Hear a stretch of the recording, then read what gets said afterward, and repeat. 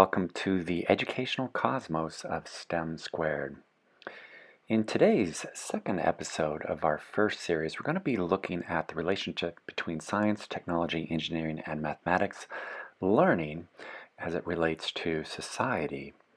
And perhaps the most important question to answer in looking at the relationship between STEM and society is, what do we mean by society as it relates to the diverse learner perspectives on society?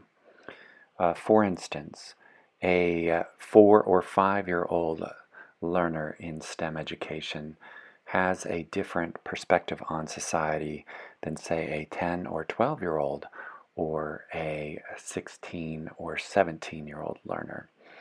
And so in today's podcast, we're going to be looking at that in more detail.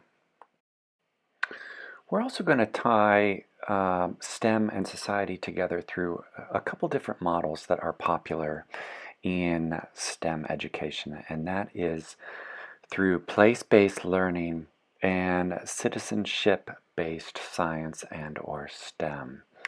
And both of these models have excellent connections to STEM and society. Finally, we're going to be looking at sustainable STEM and how issues and a focus on sustainable education as it relates to STEM learning can be connected to the development and fostering of sustainable societies. But first, before we get into these topics, we're going to take a quick look at STEM in the news today.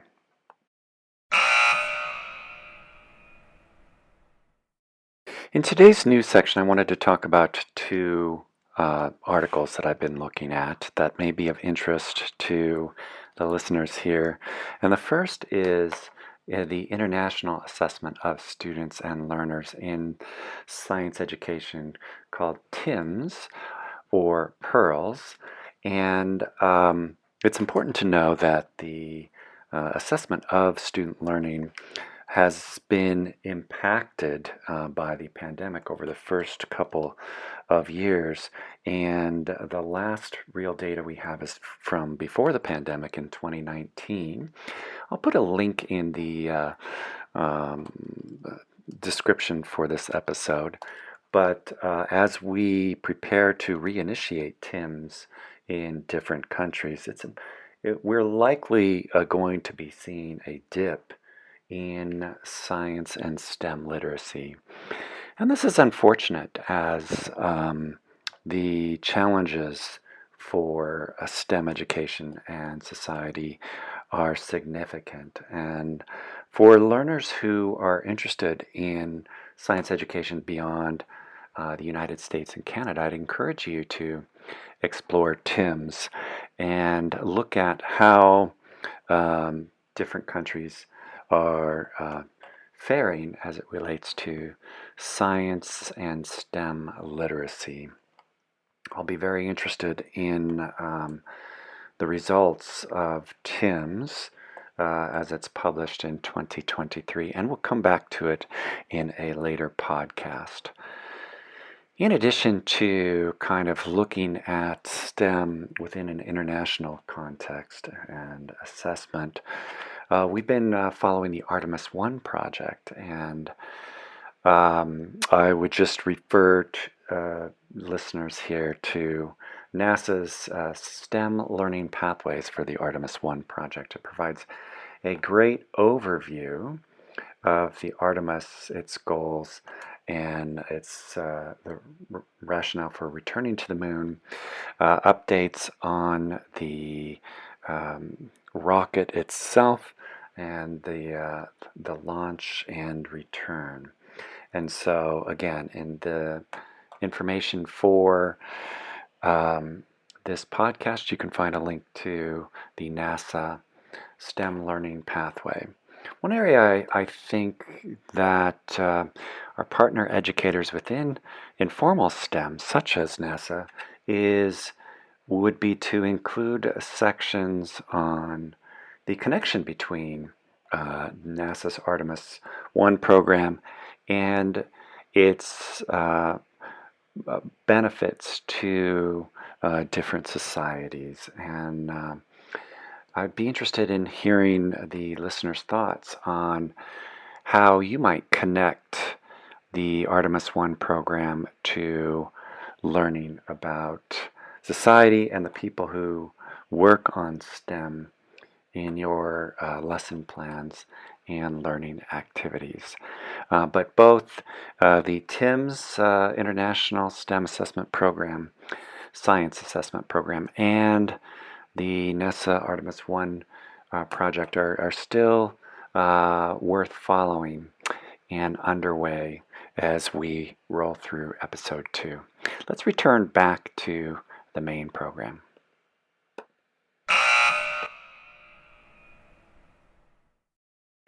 Welcome back. And so in this section, we're going to be talking about the developmental nature of a child's understanding of society as it relates to STEM connections and place-based, and the value of place-based learning and citizen science or STEM.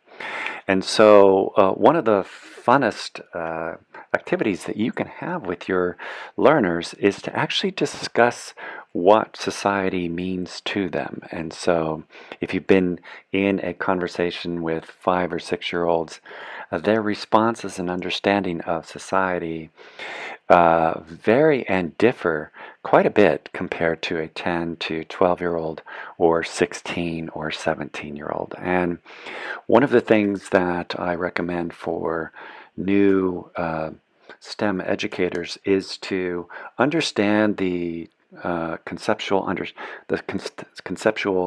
system of ideas and beliefs about society that your young learners have.